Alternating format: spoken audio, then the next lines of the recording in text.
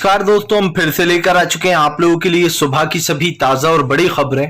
फटाफट अंदाज में एक एक कर बताएंगे आपको आज देश और दुनिया से क्या बड़ी खबरें निकलकर सामने आ रही हैं। लेकिन उससे पहले दोस्तों एक नजर डालेंगे सुर्खियों पर। प्रधानमंत्री नरेंद्र मोदी के ऊपर गरजे राहुल गांधी, बोले मेरी सदस्यता लेकर मुझे गिफ्ट दिया है, मुझे सड़क पर बोलने का मौका दिया है बीजेपी ने। 50 बार भी अगर सच बोलना पड़ा और कोई भी इम्तिहान देना पड़ा दूंगा। वहीं पर अगली बड़ी खबर में हम आपको बताएंगे दोस्तों, बीजेपी कर्नाटक में मची बगावत। जी हां, आपको बता दें जगदीश शेट्टर ने अकेले चुनाव लड़ने का ऐलान कर दिया। बताएंगे आपको कैसे टिकट ना मिलने पर बीजेपी में बगावत शुरू हो गई कर्नाटक में। वहीं पर अगली बड़ी खबर में हम आपको बताएंगे, प्रधानमंत्री नरेंद्र मोदी के खिलाफ विपक्षी एकता जारी। नीतीश कुमार मिलने पहुंचेंगे 2 बजे मल्लिकार्जुन खड़गे से। बताएंगे आखिरकार नीतीश कुमार की खड़गे से कल क्या बात हुई है। वहीं पर अगली बड़ी खबर में हम आपको बताएंगे दोस्तों, प्रधानमंत्री नरेंद्र मोदी के ऊपर जमकर भड़के अखिलेश यादव। बोले देश में कोई कहता था कि सबका साथ सबका विकास, वो नारा झूठा था। वहीं पर अगली बड़ी खबर में हम आपको बताएंगे, अतीक अहमद ने बीजेपी पर लगाया आरोप। बोले मुझे जानबूझकर फंसाया जा रहा है। जी हां, आपको बता दें उमेश पाल हत्याकांड में मैं जेल में बंद था, मैं कहां से ये सब कुछ कर सकता हूं। वहीं पर अगली बड़ी खबर में हम आपको बताएंगे, प्रियंका गांधी का केंद्र सरकार के ऊपर बड़ा हमला। बोले मेरे भाई को डराना चाहती है सरकार, लेकिन वो चुप नहीं रहेगा, सच्चाई के लिए हमेशा बोलता रहेगा। वहीं पर अगली बड़ी खबर में हम आपको बताएंगे, असदुद्दीन ओवैसी का बीजेपी के ऊपर बड़ा हमला। बोले देश की अर्थव्यवस्था को बीजेपी ने किया चौपट। जी हां, डिग्री क्यों नहीं बताते नरेंद्र मोदी, गलत क्या है इसमें। वहीं पर अगली बड़ी खबर में हम आपको बताएंगे दोस्तों, दरअसल आपको बताते चले दिल्ली के एक स्कूल में बम रखने की मिली धमकी तो मच गया हड़कंप। बताएंगे क्या कुछ हुआ फिर। वहीं पर अगली बड़ी खबर में हम आपको बताएंगे दोस्तों, बीजेपी के खिलाफ तेजस्वी यादव ने खोला मोर्चा, सड़क से लेकर संसद तक हो रहा हंगामा, ईडी सीबीआई पर मचाया रार। वहीं पर अगली बड़ी खबर में हम आपको बताएंगे, संजय रावत ने बीजेपी को घेरा। बोले फिलहाल देश से ईवीएम को हटाना चाहिए, निष्पक्ष चुनाव नहीं होता ईवीएम से। तो सारी खबरें फटाफट अंदाज में देंगे, एक एक कर देंगे। फिलहाल खैर चलिए बढ़ते हैं सबसे पहली और सबसे बड़ी खबर की ओर। दरअसल दोस्तों आपको बता दें, राहुल गांधी का प्रधानमंत्री नरेंद्र मोदी के ऊपर तंज। बोले बहुत अच्छा किया, मुझे मेरी सदस्यता छीनकर मुझे बहुत बड़ा गिफ्ट दिया गया है। दोस्तों आपको बता दें, राहुल गांधी लगातार बीजेपी के ऊपर हमलावर है। इससे पहले जब वो वायनाड की रैली में थे तब बीजेपी के ऊपर जमकर गरजे। अब फिर से राहुल ने एक बार बीजेपी को घेर लिया। राहुल गांधी ने भारतीय जनता पार्टी के ऊपर हमला बोलते हुए कहा कि मैं बहुत खुश हूं, मुझे बीजेपी ने एक गिफ्ट दिया है मेरी सांसदी छीनकर। राहुल गांधी ने कहा कि मैं सड़क पर नहीं बोल पाता, मैं अब सड़क पर बोलूंगा, मैं संसद में नहीं तो सड़क पर मेरी बात रखूंगा। राहुल ने कहा कि प्रधानमंत्री को अडानी की बात चुप जाती है, प्रधानमंत्री को बुरा लग जाता है कि अडानी के बारे में कोई बात क्यों करे। आपको बता दें, राहुल ने कहा कि क्या अडानी देश हो गया है जो अडानी के बारे में बात नहीं कर सकते। राहुल ने कहा कि इन लोगों ने मेरे एक बयान को तोड़ मरोड़ के पेश किया गया। मैंने अमेरिका में जाकर एक बयान दिया, जिस बयान में मैंने सच्चाई बोली कि हमारे देश का लोकतंत्र धीरे धीरे कर खत्म हो रहा है और उसे खत्म कर रही है बीजेपी। लेकिन इन लोगों ने उस बयान को तोड़ मरोड़ के देश विरोधी बयान बता दिया। आप समझिए दोस्तों, जबकि उस बयान में कहीं पर भी ये नहीं कहा गया कि हमारा देश खराब है या हमारे देश में ये सिस्टम नहीं है वो सिस्टम नहीं है। ये कहा गया कि हमारे देश के प्रधानमंत्री देश का लोकतंत्र खत्म कर रहा है। अब देश के प्रधानमंत्री और देश में बहुत फर्क होता है दोस्तों, लेकिन ये बीजेपी वालों को कौन समझाए। पहली बात तो यह कि बीजेपी हमेशा यह आरोप लगाती रही कि सदन की कार्रवाई विपक्ष नहीं चलने दे रहा, लेकिन अब की बार लोगों ने वो सच भी देख लिया कि कैसे बीजेपी के नेता ही यानी कि सत्ता पक्ष के लोग ही हंगामा मचा रहे थे। एक दिन भी सही से संसद नहीं चला है और इसकी जिम्मेदार बीजेपी है दोस्तों।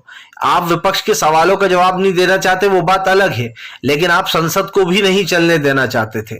आप चाहते थे कि राहुल गांधी का मुद्दा गरमाए, पहले राहुल की सांसदी छीन ली, इसीलिए राहुल गांधी बीजेपी के ऊपर हमलावर हो गए। चलिए बढ़ते हैं एक और अगली बिग ब्रेकिंग की तरफ। बताया दोस्तों अगली जो बड़ी खबर निकल कर आ रही है, आपको बताते चले दोस्तों, ममता बनर्जी हुई बीजेपी के ऊपर हमलावर। बोले ईसी से बीजेपी के कहने पर लिया गया है अंतरराष्ट्रीय पार्टी का दर्जा वापस। आपको बता दें ममता बनर्जी और दोस्तों आरएलडी कई पार्टियों से जो है वो राष्ट्रीय पार्टी होने का वो छीन लिया गया वापस से। हक जो उनको दिया गया था। अब इसके बाद ममता बनर्जी हमलावर हो गई है बीजेपी के ऊपर। उनका कहना है ये सब कुछ बीजेपी के कहने पर हो रहा है। आपको बता दें ममता बनर्जी, खबर निकल कर आ रही है ममता बनर्जी बहुत जल्दी हाई कोर्ट जाएंगी इस मामले को लेकर या फिर सुप्रीम कोर्ट।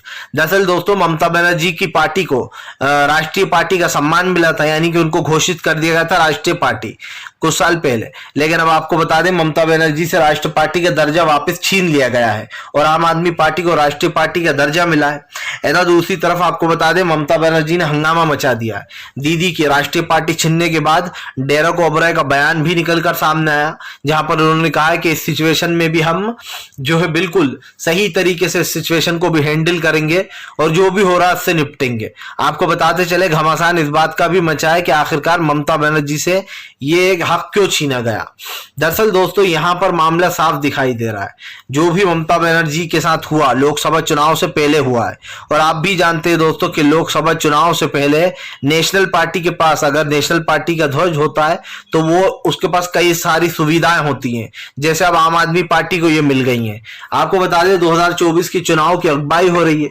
इससे पहले बीजेपी कई जगह पर कई खेल कर रही है। अब देखना यह है कि ममता बनर्जी इस चीज को लेकर कहां तक जाती हैं। हालांकि पार्टी से राष्ट्रीय पार्टी का दर्जा छीनने के बाद पार्टी जबरदस्त तरीके से गुस्से में है। फिलहाल तो यही है कि अब ममता बनर्जी के पास कोर्ट ही सिर्फ एक ऑप्शन बचा है। चलिए बढ़ते हैं एक और अगली बिग ब्रेकिंग की तरफ। बता दोस्तों अगली जो बड़ी खबर निकल कर आ रही है, आपको बता दोस्तों बगावत मच गई है। जी हाँ, कर्नाटक में बीजेपी नेता का कटा टिकट, तो अमूल दूध के बाद दोस्तों बीजेपी के सामने खड़ी हुई एक और परेशानी। दरअसल दोस्तों बीजेपी इसीलिए अपनी लिस्ट जारी नहीं कर रही थी, इसीलिए कांग्रेस जो है बीजेपी पर तंज कस रही थी कि हमने दो लिस्ट जारी कर दी, लेकिन बीजेपी अपनी एक भी लिस्ट जारी नहीं कर पाई क्योंकि इनकी पार्टी अब भगदड़ पार्टी हो गई है। ये रणदीप सुरजेवाला ने कहा था और वैसा ही हो रहा है दोस्तों जैसा रणदीप सुरजेवाला ने नाम रखा पार्टी का। जैसे ही बीजेपी ने कल दोस्तों आप समझिए टिकट बांटे, वैसे ही अब कर्नाटक बीजेपी में बगावत मच गई है। आपको बताते चले दोस्तों बीजेपी के दिग्गज नेता जगदीश शेट्टर जो हैं उन्होंने बगावत कर दी है। उनका कहना है कि मैं चुनाव लड़ूंगा, सूरत से चुनाव लड़ूंगा। दरअसल दोस्तों आपको बताते चले कर्नाटक से जब उनको चुनाव का टिकट नहीं दिया गया तो वो भड़क गए। मामला दोस्तों साफ है, बीजेपी इसीलिए अभी तक अपनी लिस्ट जारी नहीं कर रही थी कर्नाटक की ताकि उसमें बगावत ना मच जाए पार्टी में, लेकिन उससे पहले ही बगावत मच गई। मामला सिर्फ यही नहीं है दोस्तों, बीजेपी इससे पहले भी एक विवाद में घिरी हुई है और वो विवाद बहुत बड़ा विवाद है। ऐसा विवाद नहीं है, अमूल वर्सेस नंदिनी दूध। नंदिनी दूध और अमूल दूध पर दोस्तों वॉर छिड़ी हुई है। कर्नाटक में बीजेपी जो है वो अमूल दूध को लाना चाहती है। अमूल दूध ने ऐलान किया था कि अब वो कर्नाटक में अपने सारे प्रोडक्ट को लॉन्च करेगा, यानी कि अमूल दूध, अमूल दही, मट्ठा, जो भी सामान और वगैरह होता है वो सब। इसको लेकर घमासान मचा है। आपको बता दें नंदिनी दूध जो कि कर्नाटक का ही है, वहीं का है, उस वहां के माना जा रहा है कि अमूल दूध के आने से जो वहां के किसान हैं उनको बहुत बड़ा नुकसान होगा, उनका दूध वेस्ट होगा। अमूल के आने के बाद उनकी बिक्री भी कम होगी। जो वहां का ब्रांड है नंदिनी, यही इसी चीज को लेकर बीजेपी घिरी हुई है क्योंकि कर्नाटक के लोगों ने विरोध कर दिया और कह दिया कि हम अमूल को यहां नहीं आने देंगे, गुजरात की कंपनी को, जिसके बाद मोदी सरकार का भयंकर विरोध मचा हुआ। यही नहीं, ये अमूल दूध का मामला तो अभी हाल ही में था ही दोस्तों, अब एक और मामला कल बगावत से शुरू हो गया है। बीजेपी के कई नेता बगावत पर उतर आए हैं क्योंकि उनको कर्नाटक में चुनाव टिकट नहीं दिया गया। मतलब साफ है दोस्तों, अगर टिकट नहीं दिया जाएगा तो बीजेपी के नेता बीजेपी के खिलाफ ही मोर्चा खोल देंगे। और सबसे बड़ा नाम यहां पर सीएम जो है जगदीश शेट्टर, पूर्व सीएम रह चुके हैं, क्योंकि वो पूर्व सीएम जगदीश शेट्टर का नाम निकलकर सामने आया है, जिससे ये साबित हो गया दोस्तों कि अब बीजेपी की लंका लगना तय है। चलिए बढ़ते हैं एक और अगली बिग ब्रेकिंग की तरफ। बता दोस्तों अगली जो बड़ी खबर निकल कर आ रही है, आपको बताते चले दोस्तों प्रधानमंत्री नरेंद्र मोदी के ऊपर जमकर गरजे संजय रावत। बोले फिलहाल ईडी सीबीआई का दुरुपयोग करती है बीजेपी, सिर्फ इन्होंने उसको तोता बना रखा है ईडी और सीबीआई को। आपको बता दें संजय रावत ने जमकर बीजेपी को घेर लिया है। संजय रावत ने बीजेपी के ऊपर हमला बोलते हुए कहा कि फिलहाल बीजेपी ने ईडी सीबीआई को, इनकम टैक्स को जो है यहाँ पर अपना तोता बनाकर रखा है। जहां पर भी जिस विपक्ष पार्टी को डराना होता है बीजेपी ईडी और सीबीआई को आगे कर देती है। आपको बता दें संजय रावत ने बीजेपी के ऊपर गरजते हुए कहा कि इस देश में ईवीएम से सबसे ज्यादा घोटाले होते हैं। अजीत पवार के बयान पर पलटवार करते हुए कहा जो है संजय रावत ने कि वो अजीत पवार की व्यक्तिगत राय है, वो जो चाहे वो कहे, लेकिन इस देश की जनता चाहती है कि ईवीएम हट जाए, और अगर जनता चाहती है तो ईवीएम को हटना चाहिए। देखिए दोस्तों, पहले का ही सिस्टम सबसे बेस्ट था, और ये सिस्टम में तो कांग्रेस से ही कहता हूं दोस्तों, कांग्रेस ने ईवीएम लाकर ही गलती की, क्योंकि कांग्रेस तो ईमानदारी से चुनाव कराती थी, लेकिन बीजेपी ने दोस्तों ईवीएम को खेल बना लिया। आप समझिए, क्योंकि सबसे पहला जिसने इसके ऊपर शब्द उठाए थे ईवीएम पर, जिसका विरोध किया था जिसने, वो कोई और नहीं दोस्तों, बीजेपी के ही नेता लाल कृष्ण आडवाणी थे। लाल कृष्ण आडवाणी ने अपनी एक बुक में जिक्र किया था कि कैसे ईवीएम में घपले हो सकते हैं, और 2 बार जो बीजेपी चुनाव हार गई थी उस वक्त वो लाल कृष्ण आडवाणी ने कहा था कि ईवीएम की वजह से ही हुआ था। अब जाहिर सी बात है, बीजेपी के काफी दिग्गज नेता रह चुके हैं लाल कृष्ण आडवाणी, बाबरी मस्जिद को गिराने में भी उनका नाम था।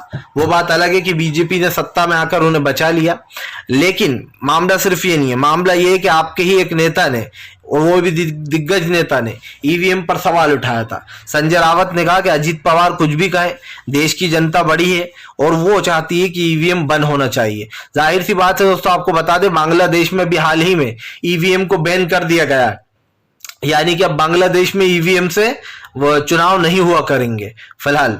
चलिए बढ़ते हैं एक और अगली बिग ब्रेकिंग की तरफ। बता दोस्तों, अगली जो बड़ी खबर निकल कर आ रही है, असदुद्दीन ओवैसी का बीजेपी के ऊपर बड़ा हमला, बोले डिग्री होती किस लिए, बताने के लिए। ये इंसान की मेहनत होती है, जो वो जिंदगी भर की मेहनत होती है, जो वो पढ़ाई करता है, जो वो कमाता है। आपको बता दें, ओवैसी ने कहा कि डिग्री दिखाने में कोई गलत बात नहीं है, हमने तो हमारी डिग्री को जो फ्रेम करा कर रख रखा है। ओवैसी ने दोस्तों बीते दिन अपनी डिग्री भी दिखाई थी, उन्होंने फ्रेम करा कर रखी थी। अब आपको बता दें, आम आदमी पार्टी के सुर में लाते हुए नजर आ रहा है ओवैसी। ओवैसी ने भी पीएम नरेंद्र मोदी की डिग्री पर सवाल उठा दिया। ओवैसी का कहना है कि अगर डिग्री नहीं भी है तो पीएम को बता देना चाहिए कि भाई हमारे पास डिग्री नहीं है। आपको बताते चले दोस्तों, सबका साथ सबका विकास वाली सरकार की हवाइयां तब उड़ गई जब आम आदमी पार्टी ने डिग्री मांग ली। जाहिर सी बात है दोस्तों, जब किसी को पीएम पद पर बिठाया जाता है तो उसकी क्वालिफिकेशन देखी जाती है, देखा जाता है वो इस लायक है या नहीं है। लेकिन हमारे देश में अब हर किसी को दोस्तों, आप समझिए, विदाउट डिग्री के भी पीएम पद पर बिठा दिया जाता है। आप जाहिर सी बात है दोस्तों, अगर आप राहुल गांधी का आकलन करेंगे और पीएम मोदी का आकलन करेंगे तो आपको पता चल जाएगा दोनों में क्या अंतर है। राहुल गांधी सेंसेबल, पढ़ी लिखी बात करते हैं जैसे एक पढ़ा लिखा इंसान करता है, और अगर आप मोदी जी की बातें सुनेंगे तो आपको हंसी आएगी। आप खुद समझ जाओगे उनकी बॉडी लैंग्वेज से कि प्रधानमंत्री नरेंद्र मोदी बहुत कम पढ़े लिखे। हालांकि उन्होंने खुद ने भी इस बात का, ऐसी बात नहीं, जिक्र किया है कई बार कि मैं ज्यादा पढ़ा लिखा नहीं हूं, बस स्कूल तक गया हूं, हायर सेकेंडरी स्कूल तक। लेकिन वो कौन सा स्कूल है लोग जानना चाह रहा है। अब इसके ऊपर हालांकि 25,000 रुपए का जुर्माना भी लगा केजरीवाल पर, लेकिन अब ओवैसी ने भी बीजेपी को घेर लिया, और इस बात पर जो है यहाँ पर बीजेपी को उन्होंने काफी खरी खोटी भी सुनाई है। ओवैसी का कहना है कि अगर कोई किसी से कुछ मांग करता है तो उसके ऊपर जुर्माना नहीं लगना चाहिए। चलिए बढ़ते हैं एक और अगली बिग ब्रेकिंग की तरफ। बता दोस्तों, अगली जो बड़ी खबर निकल कर आ रही है, आपको बता दोस्तों, नीतीश कुमार ने कर दिया खेल 2024 की विपक्षी एकता के लिए मिले मल्लिकार्जुन खड़गे से। आपको बताते चले दोस्तों, नीतीश कुमार ने सोनिया गांधी और मल्लिकार्जुन खड़गे से मुलाकात की है। आपको बता दें, हाल ही में कल ही ये मुलाकात हुई है। दरअसल मल्लिकार्जुन खड़गे और सोनिया गांधी के बीच में क्या बात हुई है दोस्तों, ये बात हम आपको बता दें कि 2024 को लेकर रणनीति बनाई जा रही है। बताया जा रहा है कि फिलहाल नीतीश कुमार को 2024 के लिए एनडीए का यूपीए का वो बनाया जा सकता है दोस्तों, मेन सूत्रधार, जो विपक्षी एकता को जोड़कर रखेगा। यानी ये दोस्तों नीतीश कुमार को एक बड़ी जिम्मेदारी दी जा सकती है। इस जिम्मेदारी के दोस्तों कई मायने भी समझिए। आप सब लोग जानते हैं कि फिलहाल इस वक्त बीजेपी जो है वो देश में, खास करके देशवासी जो है वो बीजेपी को उखाड़ कर फेंक देना चाहते हैं। लोग चाहते हैं कि बीजेपी सत्ता से बाहर हो जाए। सबसे बड़ी बात यह है कि बीजेपी ने जनता से जो वादे किए थे वो वादे वो निभा नहीं पाई। यही कारण है दोस्तों जो देश की जनता लगातार बीजेपी के ऊपर अब हमलावर हो गई है। मैं आपको बताते चले दोस्तों, प्रधानमंत्री नरेंद्र मोदी समेत तमाम विपक्ष पार्टियां, हर कोई बीजेपी के ऊपर हमलावर है। और इतना ही नहीं दोस्तों, बीजेपी जो है वो फाइनली इस देश में जिस तरीके के काम कर रही है दोस्तों, उसको लेकर कहीं ना कहीं लोगों में एक गुस्सा है। आप देखिए, तमाम काले कानून लाए जाते हैं, उससे जनता से डिस्कस नहीं किया जाता है कि भैया ये लाएं सही है या नहीं है, बस सिर्फ थोपने की कोशिश की जाती है। इससे एक चीज साबित हो गई है दोस्तों कि आज देश का जो विकास है उसको रोका जा रहा है। आज देश में भाईचारा, प्यार, मोहब्बत को खत्म कर कर भारतीय जनता पार्टी दोस्तों पूरी तरीके से जो है फेल हो चुकी है। लेकिन हमारे देश में दोस्तों अलग अलग तरीके की चीजें, अलग अलग तरीके कानून है, लेकिन सरकार की नीतियां दोस्तों आप समझिए देश विरोधी हो चुकी हैं पूरी तरीके से। और अब ये देखना होगा कि आगे क्या होता है। चलिए बढ़ते हैं एक और अगली बिग ब्रेकिंग की तरफ। बता दोस्तों अगली जो बड़ी खबर निकल कर आ रही है, आपको बता दोस्तों प्रधानमंत्री नरेंद्र मोदी को लगा एक और बड़ा झटका। जी हां, आपको बताते चले तेजस्वी यादव ने सीबीआई और बीजेपी पर बोला बड़ा हमला। आपको बताते चले दोस्तों संजय रावत और संजय सिंह और तेजस्वी यादव ने एक बार फिर से सीबीआई और ईडी पर सवाल उठाए। तेजस्वी यादव का कहना है कि कोई बड़ा घोटाला हुआ ही नहीं है, तो इनको सबूत कैसे मिलेगा। तेजस्वी का कहना है कि सिर्फ हमें परेशान किया जा रहा है और परेशान करने के लिए ही बीजेपी ये सब कुछ कर रही है। दरअसल दोस्तों बीजेपी के ऊपर ये आरोप लग रहा है कि भारतीय जनता पार्टी जानबूझकर विदाउट किसी, आप समझिए विदाउट किसी प्रॉब्लम की जो है उनको घेरे जा रही है। या आप भी जानते हैं दोस्तों कि फिलहाल इस वक्त देश में कई सवाल खड़े हो गए हैं कि भाई क्या सीबीआई और जो भी आप समझिए सीबीआई, ईडी ये सिर्फ विपक्ष के लिए ही बनी है या फिर जो है बीजेपी के ऊपर भी कोई कार्रवाई होगी। मैं ये इसलिए बोल रहा हूं दोस्तों क्योंकि आप भी जानते हैं कि ये बात 16 आने सच है। भारतीय जनता पार्टी इस बात को झुठला जरूर सकती है लेकिन इसको सिरे से नकार नहीं सकती है दोस्तों, क्योंकि आप भी जानते हैं कि इस देश की जनता ने पूरी तरीके से बीजेपी को एक तरीके से सच्चाई में लाकर खड़ा कर दिया है। और हर जगह दोस्तों भारतीय जनता पार्टी का जो एक असली चेहरा है वो लोगों के सामने आ गया है। प्रधानमंत्री नरेंद्र मोदी ने जो देश को गुगली दी थी वो उनकी तरफ ही आ गई है। चलिए बढ़ते हैं एक और अगली बिग ब्रेकिंग की तरफ। बता दोस्तों अगली जो बड़ी खबर निकल कर आ रही है, आपको बताते चले दोस्तों भारतीय जनता पार्टी के ऊपर गरजे अखिलेश यादव, बोले सबका साथ सबका विकास सिर्फ ढोंग था पीएम नरेंद्र मोदी का और कुछ नहीं। आपको बता दें दोस्तों अखिलेश यादव इन दिनों उपचुनाव को लेकर हमलावर हो गए बीजेपी के ऊपर। अखिलेश यादव ने बीजेपी के ऊपर हमला बोलते हुए कहा कि फिलहाल इस देश में भाईचारे को खत्म कर कर बीजेपी देश के भाईचारे को खत्म कर रही है। यही नहीं दोस्तों भारतीय जनता पार्टी के ऊपर जमकर गरजते हुए नजर आए हैं।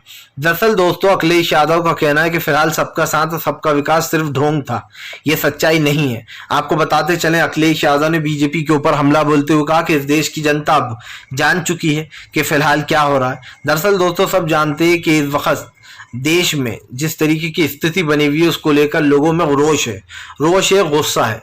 और यही नहीं दोस्तों अखिलेश यादव ने उपचुनाव को लेकर बड़ा ऐलान किया। अखिलेश ने कहा कि उपचुनाव में लोगों को पता चल जाएगा कि बीजेपी के साथ कितने हैं। आपको बता दें दोस्तों हालांकि लोकसभा पर मुझे ज्यादा भरोसा इसलिए नहीं रहता है कि लोकसभा चुनाव दोस्तों एक अलग चीज होती है। जब लोग दोस्तों मेन चुनाव आता है तो वो ये सोचकर वोट देते हैं कि हमें जिताना है किसी एक को। लोकसभा जो उपचुनाव होते हैं दोस्तों उसमें लोग आप समझिए इतनी उससे वोट नहीं डालते हैं इतनी मेहनत से, क्योंकि लोगों को ऐसा लगता है अरे यार उपचुनाव है अगर वोट देंगे भी तो सरकार तो बननी नहीं है, इसलिए बहुत सारे लोग तो वोट डालने ही नहीं जाते।